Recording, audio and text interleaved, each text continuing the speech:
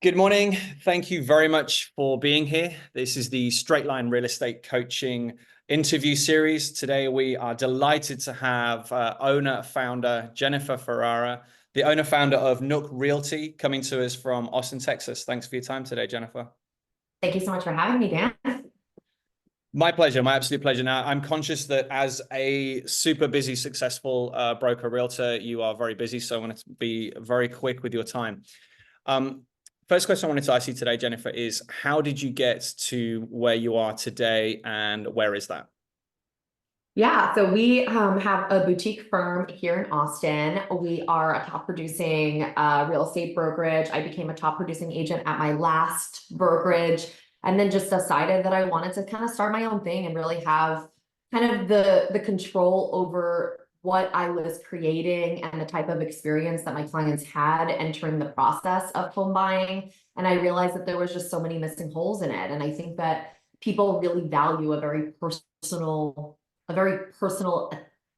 connection to who they're working with arguably the most expensive purchase that they'll ever make in their entire life. And that's kind of what the foundation of Nook Realty was. Our logo, our motto is where houses become homes and clients become family. And I think that that's just very indicative of our brand. We are now a team of 2 on-staff people, and we have 5 agents that work with us. We don't have any interest in growing this huge team. We really want to maintain the boutique feel and grow very organically with people that just align with our values. That's fantastic, and it's really impressive to see, and absolutely no way condescending, a young, successful female coming through to start your own brokerage and to see it going well. That's really fantastic. And what would you say was the biggest challenge in deciding to leave a brokerage where you were successful and hit the unknown road? I think that in a lot of ways, my biggest challenge leaving my previous brokerage was definitely, I think, a sense of community. I think people get, especially agents, I think it can be a pretty solo business. And I think that having a community when you're with a brokerage is really important. And I think for me, and I'm a competitive person by nature. So for me, just seeing others do well and then me wanting to be, I'm like, oh, you got a deal, I gotta get a deal, and just having that, that back and forth was really, I think, instrumental in my growth as a realtor here in Austin, especially coming from, I moved to Austin and I didn't know one person here. I had no network, no sphere. So it was just really nice to have that social accountability. So that was a big challenge that I have. I've kind of combated it with realizing that people still want to network, even if you're not in the same brokerage. I'm an extremely collaborative agent. I want to meet with people. I want to talk to people, and I want to go to these events. And it's not only other realtors that I'm collaborating with, it's also industry leaders in different areas, right? It's such a really, building solid relationships with lenders, with title companies, with insurance companies, with even inspection companies. We're going to actually be doing our first event here in November, which is going to be our big launch. And we've gotten so many sponsors just from being out there and providing value and showing that we care about our clients more than just the transaction. And we're not just here for the short term, we're here for the relationship. And most of our business is just referral based because of that. That's interesting that you do a lot of referrals, because I was going to ask, most of the realtors that you talk to, it's leverage your network and use your contacts, etc. But without giving away all of your secrets, obviously. But how did you go from 0 contacts to top performer to owning your own brokerage and still being a top performer? Yeah, I mean, I think a lot of people sometimes lack the long-term vision for it, right? I think the people that I'm talking about, the people that I spoke to 3 years ago are the people that are coming back today, because I think that people are very short-sighted with the deals that they're making, right? For me, I'm providing a service 100% of the time, and I'm giving you my all, whether you're going to buy now or you're going to buy 5 years from now. And it's interesting enough, some of my top referral people have never actually transacted with me before. Like a lot of times it's just like they've already had a house, but they love the way that I work. They love the dedication that I give to my clients. And then they're going to continue to refer me, and just treating those people, right? Like, I mean, database is huge. And my now director of operations, she used to work for Goldman Sachs. She was in risk management. She is super on it. And she's gotten my database like really, really, really tight. And it's like there's A+, and I have them segmented into different like kind of pockets. And through that segmentation, I'm able to really see, hey, like this person gives me at least 2 deals a year. How do I nurture that client? How do I provide them value, even if it's not value that's directly linked to purchasing a house, right? Like what's important to them? What are the things that they love to do? And how do I create a stream where we can keep that communication open, where it's not just like a salesy call where it's like, hi, I do real estate. You want to buy a house today? It's a very personalized approach. And I think that that's how I built it, with not having, and I met some of my first people that I've met here in Austin were like literally at Costco. We were walking the shopping cart down, and like I was like, hi, and like our daughter's locked out. So I'm like, you're gonna be my friend. I'm gonna figure this out. And I think that that's the beauty, and like, just being an attractor of things, and building your life and your career to a place where like you're providing service even when you're not providing service in the realm that you're like, for me, it's real estate, whatever that avenue is. Yeah, it's I get the great pleasure of speaking to quite a few successful realtors, and it's so interesting that there's so many common themes, and it's organization with your clients in your database.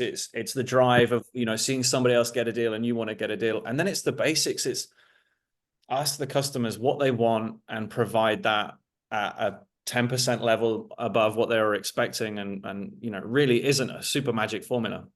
No, totally. Yeah. And I think it's like, I think a lot of times we as, in sales and any sort of sales, and I love sales, and it's, for me, the reason that I love sales is because it's not salesy, because it's not coming off as like, hey, I'm looking to sell you something, like my name is Jennifer, blah, blah, blah, and this is my pitch. It's like, hey, my name is Jennifer and I'm here. What I do, I sell houses, but I'm also a human being that has a network. I love to play pickleball, and I love to, socialize, and I love music, and I love all of these things. And I'm a human being. And now you're connecting. Now you're connecting with somebody that you like, know, and trust. And that's the thing that's going to get you the referrals. That's the thing that's going to get you the business. Yeah, it's having the ability to have people look at you as not a salesperson. And like you said, I'm a human being. Here are my interests. Here's the things that I like to talk about that aren't associated with selling you a house. Totally. And it's leading with a lot of, and I think that this is not only in my professional life, but in my personal life, that's helped so much. It's just like leading with vulnerability, right? I'm a human being. I have boundaries. And I think a lot of people are like, and I think early on in my career, I was always like, I'm always available and I'm always this, and just being able to also like say like, hey, I have 2 kids, and I'm like, hey, I have a life and I have hobbies, and hey, this is what I'm doing. And I think people connect more on the things that I'm not like just. And when business comes, like I'm there, and we have our systems and we have our processes, and we're going to do better than most, agencies in the business. But at the same time, I'm a human being and you're working with a human being. And I think that personal touch is being lost in the industry, because now everybody's just a numbers game right now. It's just like pumping it out, especially with all the changes that are happening right now. I think it's more vital than ever for people to want to work with you, the human, not just the company. I completely agree. So that segues me into a side question, I suppose, is that what advice would you give to new realtors coming on board? Because I do very similar to you. Hey, I had a client message me yesterday. Oh, we want to do a counter offer. Hey, I'll try and get it done today, but it's a Sunday. You can't expect me to write the offer, send it to the seller's agent, and then come back to you with a counter within 6 hours on a Sunday afternoon. I'm sorry. But how do you tell the green agent who maybe hasn't got as much as you do in the pipeline to kind of keep your cool without doing that, working 100 hours a week, jumping out of bed at 5 a.m. because the buyer or the seller wants you to do that? I think it's having a balance, right? I think it's having confidence, right? Like in the value that you provide. I think that if you lead with value, if you lead with like, hey, I got your back. And if like, I needed to get that offer out, if there was no other way, like I'm going to figure out a way to make it work for you. That being said, if there's no urgency on this, like Yeah. I value your time the same way that you're going to value my time. And that's how we create a very healthy working relationship rather than having, and I think that that's a lot of agents get burned out. Early agents like start to like very green agents start to get like overwhelmed by all these requests and thinking that they have to constantly respond. And that's how you die in the business. You literally die because you just realize that your quality of life for the amount of money that you're making early on in your career, right? Everybody thinks they're going to enter real estate and just make so much money, but it's a lot, you know, like you're not going to be rolling in cash, and it takes these little steps, right? Like my first deals people came to me with leases, and I was like, hey, let me sit down with you and let me see if it's even feasible for you to buy and why buying versus renting was so important to you. And even early on in my career, I saw that providing that value for people, and like they were so happy. And this was actually right before COVID, before things were just exponentially jumped. Those clients are very grateful clients. They're an amazing referral source for me.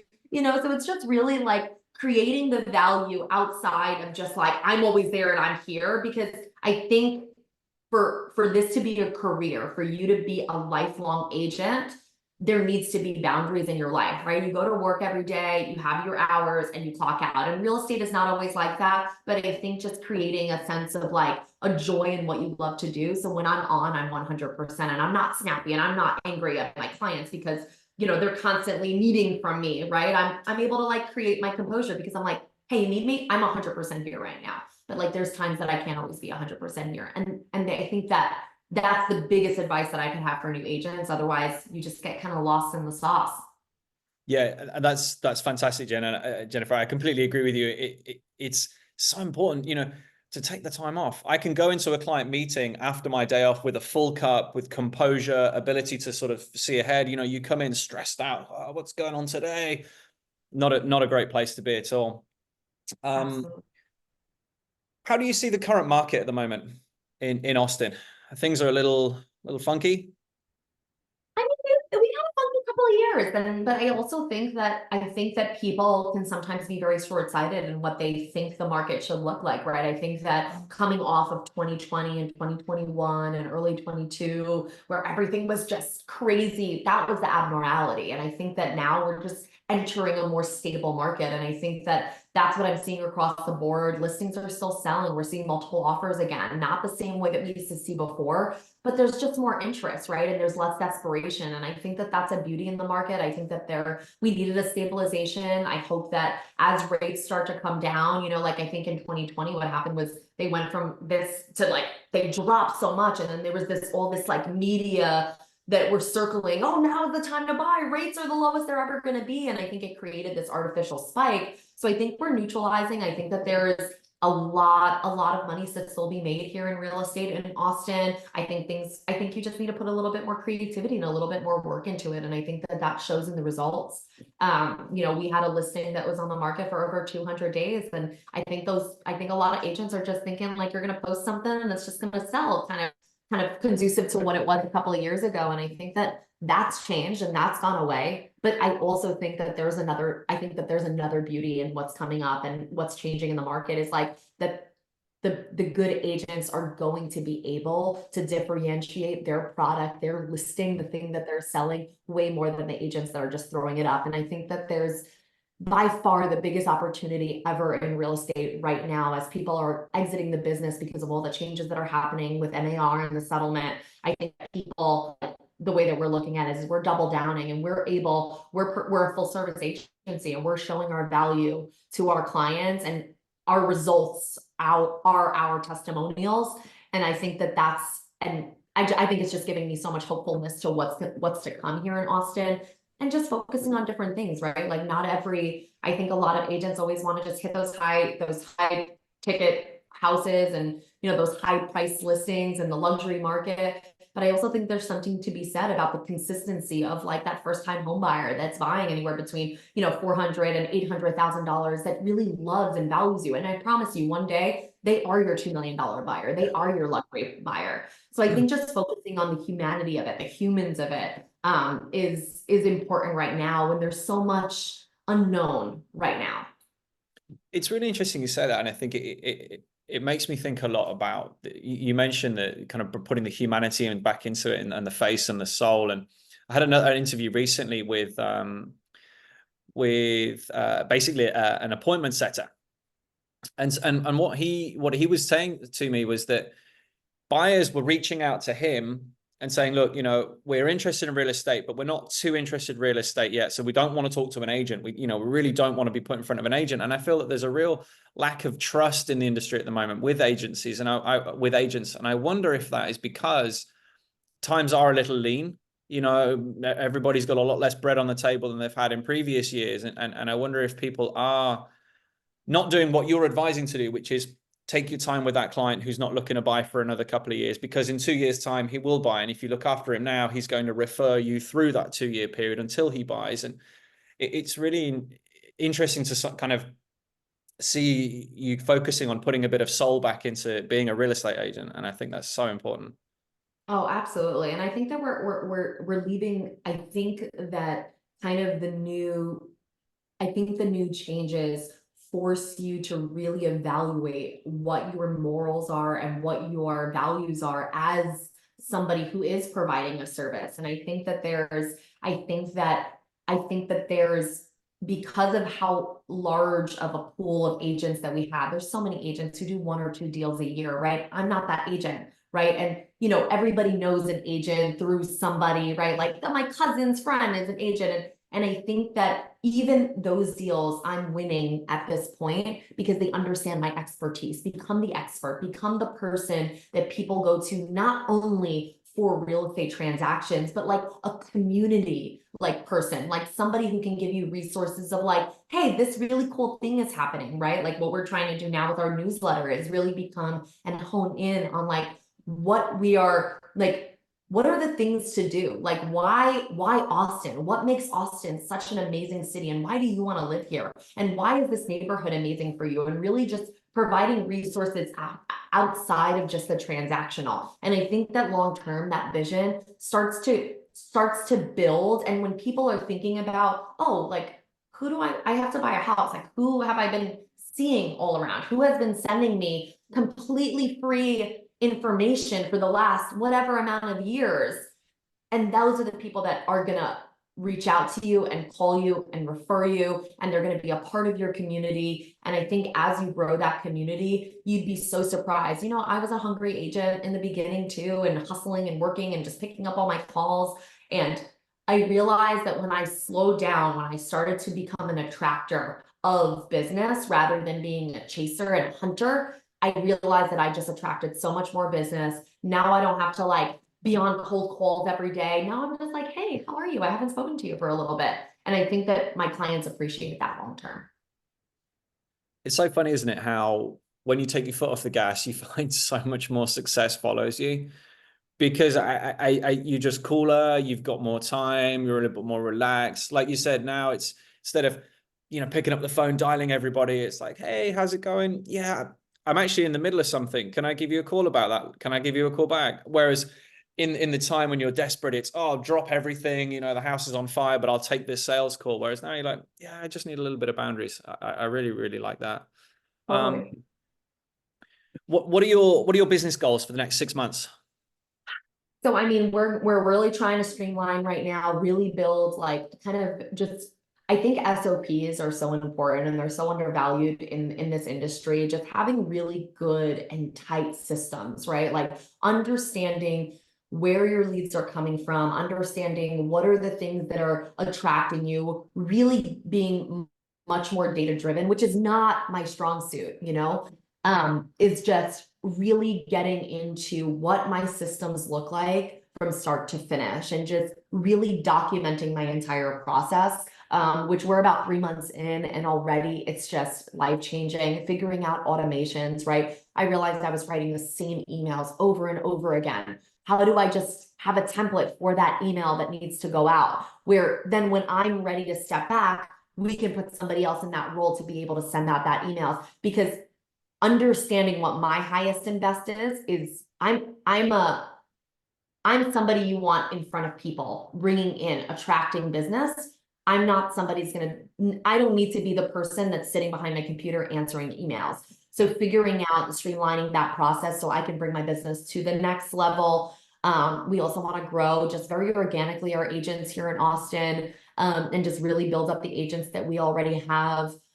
Focusing on diversifying also like different areas and really farming those areas, are just some of our goals for the next couple of months. Oh, and then also just getting more in front of the camera. I think it's really, we're in an era of, unfortunately, fortunately and unfortunately, of social media. And that's such a big part. And it's not only social media, it's just through video. People want to see your face. It's different when I pick up the phone and you just hear my voice. When you look me in the eye and you can see my reactions and you can see that I'm a human being. I think that that's an important part of the personalization of a business. So really just honing in on that and doing more podcasts, hopefully over the next couple of years, over the next couple of months, to get a couple more podcast episodes out so we can just at least just connect with people. And it's not going to be only other realtors. It's not going to be clients. It's going to be local business owners. It's going to be people who, like figuring out how to become the community advocate in the areas that you live. And I agree absolutely with everything that you've mentioned, and I think those are all you're doing the right thing, and it's delegating the things that you don't need to do in your business to somebody else so that you can concentrate on the things that you're great at and that you enjoy. Getting your face out there, rebuilding that trust that we spoke about earlier within the agent. I'm Jennifer. I'm not just looking at your money and trying to sell your house. Here's the community. Here's this. Let's go. I'm conscious of your time, so I'll ask you one final question. What is the best advice that you can give to somebody who is looking to succeed in real estate today? I think mentorship is a really important part of the process. I think learning and understanding, you don't want to just learn from you want to make sure that you are learning from somebody who is where you want to be, right? And I think, through community, through meeting people, that was a big part of how I understood learning, asking a ton of questions. People want to answer your questions. And I think a lot of times we tend to hold back the questions, ask for help, ask questions, stay consistent, and stay positive, right? Be the light in whatever your magic is, right? I'm a big personality and I'm always loud, and that's who I am. And that's what I give to my clients, right? But maybe you're hyper analytical and you're super specific, and you just hone in on that and really create and be confident in what you offer your clients. And I think that goes a long way in being successful, and stay at it. I think that everybody's curious about the overnight success, but the overnight success took 10 years, and you don't see that part. So just stay consistent, stay hungry, and just find the right mentors along the way. That's fantastic, Jen. Really appreciate your time. I know you're super mom, super agent, super broker. So I'm not going to take any more of your time today. Thank you ever so much, and good luck with the rest of your business moving forward. Absolutely. I appreciate you so much, Dan. Cheers.